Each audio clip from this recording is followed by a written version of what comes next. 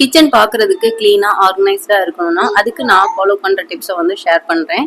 எந்த ஒரு திங்ஸ் வாங்கிட்டு வந்தாலும் அதை வந்ததும் கையோட வந்து அதோட பிளேஸில் ஆர்கனைஸ் பண்ணி வச்சுருவேன்.